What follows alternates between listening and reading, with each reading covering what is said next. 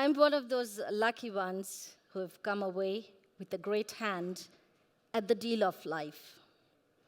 Coming from a country where I believe still there are millions of people who don't have a voice, standing here talking to you today is truly an extraordinary stroke of life.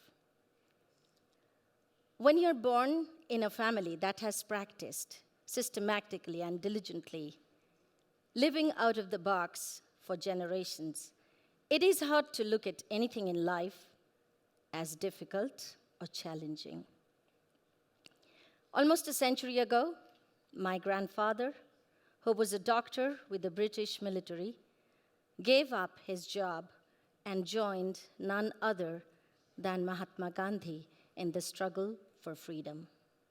At that point in time, Mahatma was waging a war against the repressive caste system.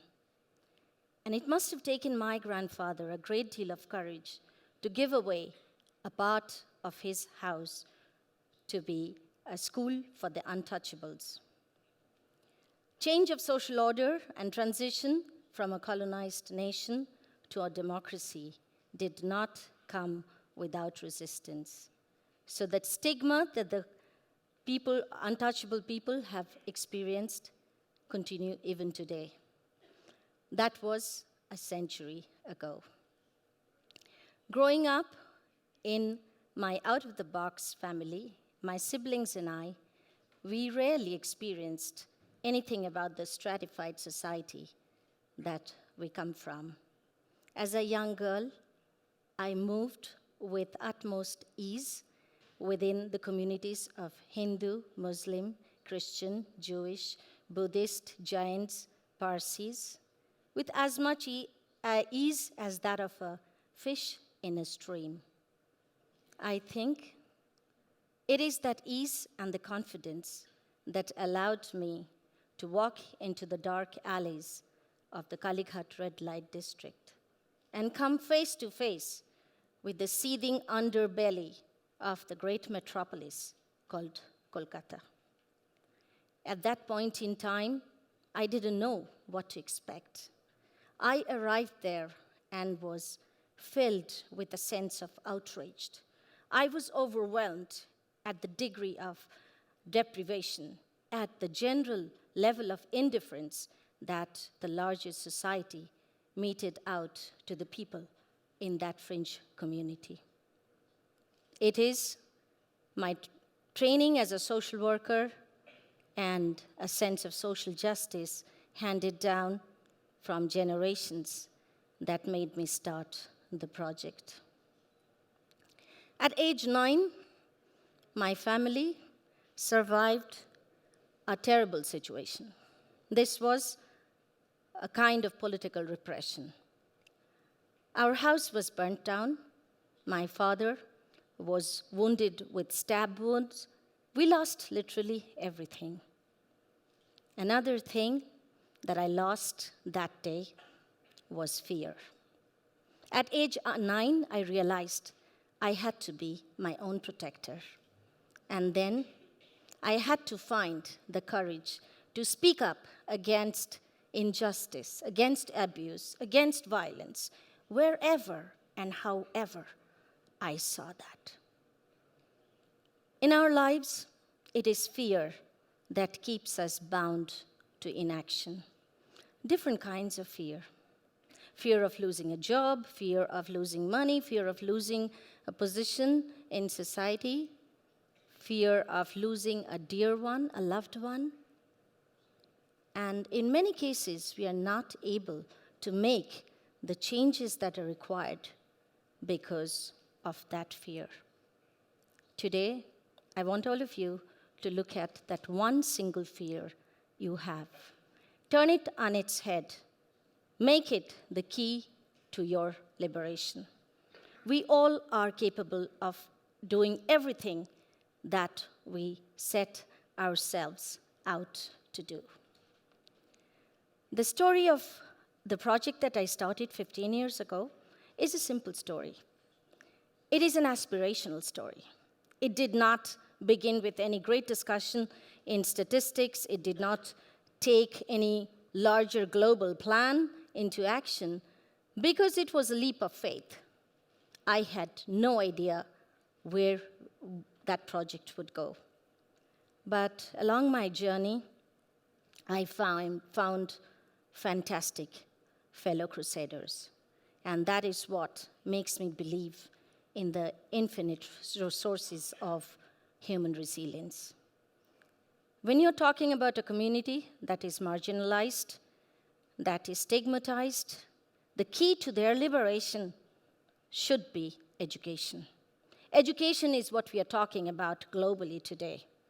But before we even embark upon the process of educating a community that has lived in a marginalized situation for centuries, we need to create an aspiration. The primary exercise is to create aspiration. The primary exercise is to help people dream. And how do you do that? You can't create dreams in a laboratory. You can only probably record those. But when you're creating dreams, you have to do it with empathy and with examples. So you're talking about creating examples, human life examples, for 25 years. We have only crossed 15, and I easily have another 10 to 15 years of my life to give to this project. So when you're talking about creating aspiration, there are mothers who are in prostitution. They work all night. They can't get up before 2 in the afternoon, and they cannot provide the children the space to study and go to school the next day. How do you solve that problem? You have to create a space where the children feel comfortable and a space where they can call their own. And that is what is necessary to happen around every subsect, every marginalized group that we are talking about today. And as the children grow up, once they start going to school, they are actually socialized. They become part of the larger mainstream society. Often I've been asked, how have you dealt with this stigma? I have not. The children have. Because when they arrive at the school, with their clothes sparkling clean, with their lunch boxes full, with their pencils sharpened, and wearing tidy house ties, they are automatically integrated. No matter how much we dislike the word's appearance, the word appearance does matter. That is why we have to be in this journey for a long time. It's like raising a child from age 1 or 2 to 25. When that person is 25 and is completely integrated, has a job, has the strength to say, yes, I was born to a woman who was in prostitution, so what? Look at me now. I can be anywhere, I can do anything, and I can also be a part of the change of larger social process. When we talk about dismantling stigma and prejudices and social injustice and social mores that have stayed there for hundreds of years, we need to have the courage to do it consistently, diligently, methodically, chipping away at this behemoth till the last stone is turned into dust. If you're not committed to doing it for the rest of your life, it makes no sense. This is not something that anybody should take on with a limited time frame. In my last 15 years of experience, having talked to hundreds of women who've been in prostitution, they've shared their anguish, they've shared their loss, they've shared the incredible human indignity that they're subjected to day after day after day. But at the bottom of it, I've also found hope, and that is what keeps people going. Globally, $9 billion is exchanged by dealing with trafficking. It is the most important factor right now that determines how we are going to see free society.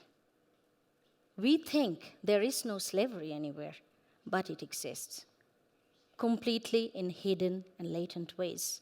And us, as privileged individuals, it is upon us to fight that slavery.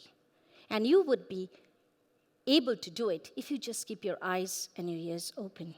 Any small conversation, any small image, and you would be able to know why a 13-year-old girl is alone and where is she going? How is this being done? What we need to do is to shed our own inhibition and to go out and inquire. And curiosity in this case can be a great tool. Your curiosity can actually protect a child from being sold into prostitution, or can protect a young boy from being forced into child labor, from somebody abducting him and taking away a vital organ for organ replacement. Yes, I know, for many of you who are in this room are not familiar with such atrocities that go on around our globe. Today, I'm here to also talk to you about something personal, which is when I ask the question, why do I do this work? What drove me to do this work? Yes, my training as a social worker, my life experience, the family that I come from, all of those things. But above all, the reason that I can do it and will do it is because I've been a survivor of child sexual abuse. My parents watched like hawks over me. They provided the best for me, gave me unconditional love, but they couldn't protect me from that experience. Do I really have the right to judge them and continue living the rest of my life being the victim? No, I chose differently. I chose to give my voice, my experience, and to turn that experience into something of courage, of sharing, of giving voice to millions of women around this globe who have had similar experiences. And it is not my shame, and it is not my guilt. It is my power to be able to talk about it. I'm not here to identify, I'm not here to, say, okay, he did this or she did this, none of those things. But I feel compelled to give my voice to hundreds of others who are suffering. These little kids, they live in a very, very precarious condition. If we did not have their safe space, they would be lost forever. In India, 1.3 million kids and young women go missing every year. Where do they go? They're transported from one area of the country to the other. They're lost because there are many reasons for them to be lost at. When we talk about development, protection, social security, the one thing that we need to talk about is distribution of resources. If there is no global poverty, a lot of our things would be taken care of. And talking here and being in this fantastic gathering for the last 24 hours, I know that collectively and with our individual forces and vision, we can fight that poverty. So one of the most important tools when we talk about fighting stigma would be to bring education, and education would lead to reduction of poverty. It is not something that's going to happen overnight. There are no easy solutions. There are no universal solutions. Each and every culture, each and every country would have to figure out how they're going to do it. And when we talk about global good and justice, we cannot possibly ignore or be indifferent to the fine social fabric that upholds each and every society.